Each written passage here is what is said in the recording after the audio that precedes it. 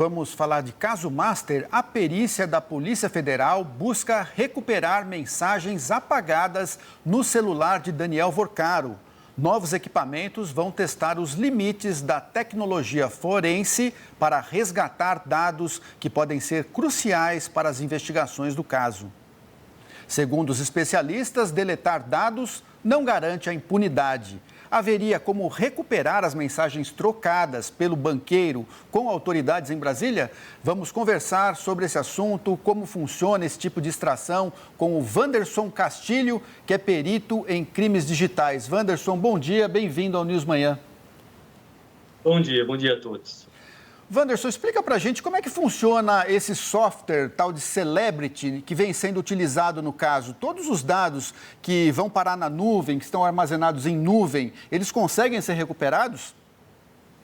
Sim, a Polícia Federal, ela detém várias ferramentas forenses digitais. Dentre estas, o Cellebrite, tem o Magnet, Oxygen, inclusive o próprio iPad que a própria Polícia Federal desenvolveu. Estes softwares, eles são gerados para que busquem informações, mesmo as deletadas. E isso foi o que aconteceu no caso Master. Exatamente, foi bom o senhor lembrar, Dr. Wanderson, porque o que nós estamos tratando aqui, é claro que é uma situação que se aplica para vários tipos de investigações, mas o que motivou até o nosso contato e a participação sua aqui hoje foram justamente aquelas mensagens vazadas nesses últimos dias de uma suspeita de troca de mensagens entre Alexandre de Moraes, ministro do STF, e o dono do Banco Master, Daniel Vorcaro. E é mais ou menos isso que esses vazamentos apontaram para nós. Mensagens que haviam sido printadas, a troca de prints, a gente pode colocar assim, em visualização única. Assim que a pessoa que recebeu visualiza, a mensagem já desaparece. Por meios convencionais, talvez não seja tão fácil recuperar esse tipo de mensagens, mas no caso que nós estamos abordando agora, é perfeitamente possível, então. Exatamente. Essas ferramentas, elas trabalham procurando evidências, mesmo aquelas apagadas. Entenda que o WhatsApp, ele tem essa feature que você pode adicionar, enviar uma mensagem com algo anexo, uma foto, de visualização única. Entenda que é um recurso de privacidade, ele não é um recurso de segurança.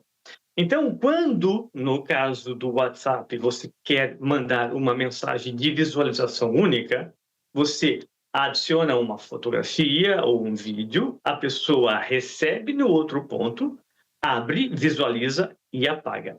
Acontece que esta metodologia, né, de envio e de privacidade, ela não está prevista na questão da segurança para não ser encontradas essas imagens. Por quê? Diferente de outros aplicativos, como o Telegram, como o Signal, que você envia uma mensagem, não nada anexo, uma mensagem que você escreveu e ela se destrói em alguns segundos, no WhatsApp você precisa tirar um print, é o que eles faziam. Colocavam a conversa em um bloco de notas, já deixa um rastro no bloco de notas para se fazer uma investigação. Depois tirava um print.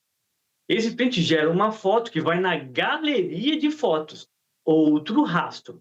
E aí anexa isso dentro do WhatsApp que envia. Então, eu estou falando aí na questão de investigação de evidência, no mínimo 3 pontos de investigação, que um deles eu posso vir a encontrar aquele conteúdo. Lembrando que mesmo apagando a mensagem, os registros dentro do WhatsApp ficam lá, para quem você enviou, que hora você enviou, o dia, tudo registrado.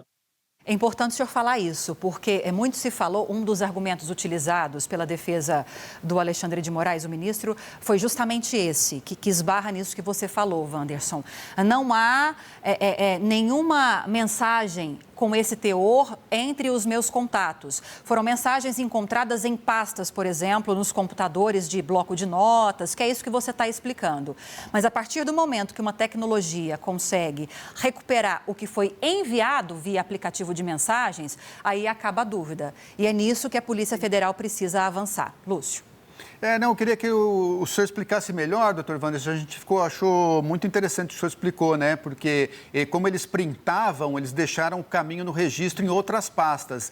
Agora, especificamente do caso das mensagens trocadas com Alexandre de Moraes, doutor Wanderson, como é que se provaria que foram realmente enviadas para ele? Porque vai ter o registro dos prints, né? No bloco de notas e nas fotos, mas como é que se provaria que foram enviadas para o telefone dele?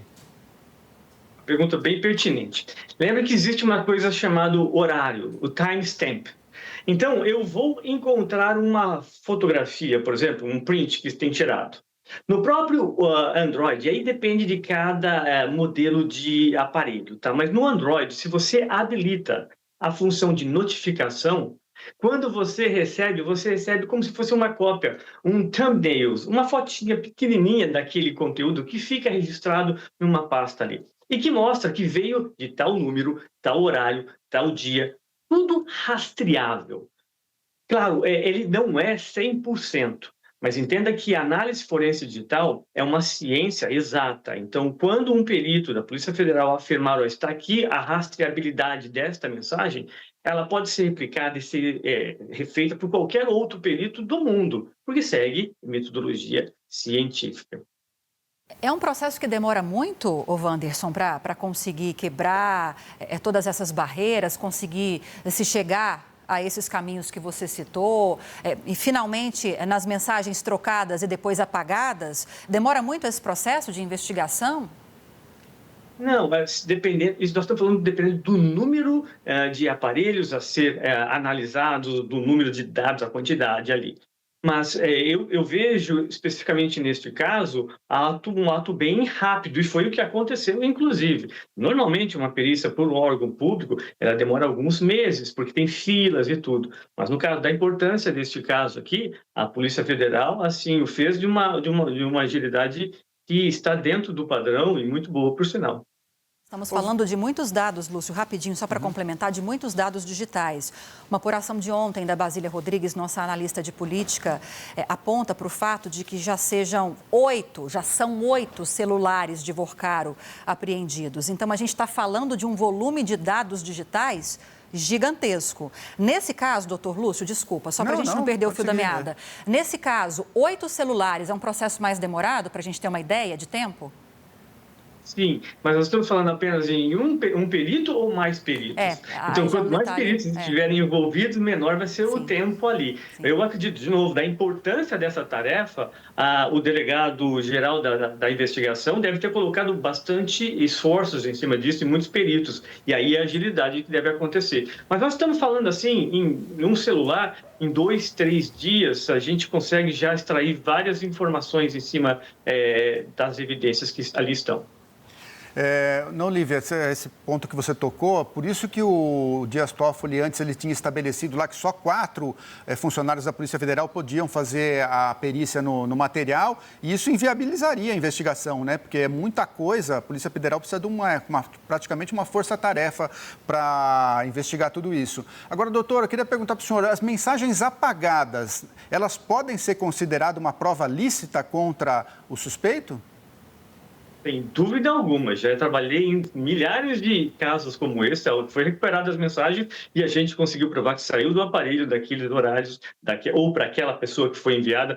Sem dúvida nenhuma, essa é a metodologia científica e hoje a análise forense digital está em todos os tipos de casos e crimes, pode ser de um assalto, coisa física, mas ainda assim a análise forense digital está ali para pegar o celular, identificar se a localização está batendo. Hoje praticamente 99% dos casos eles necessitam da análise forense digital. Perfeito, então a gente conversou com Wanderson Castilho, perito em crimes digitais, explicando um pouco aí desse assunto que está na boca de todo mundo, né, Lívia? Como é que essas provas que estão sendo extraídas dos celulares do Daniel Vorcaro. Muito obrigado, Wanderson. Bom dia para o senhor.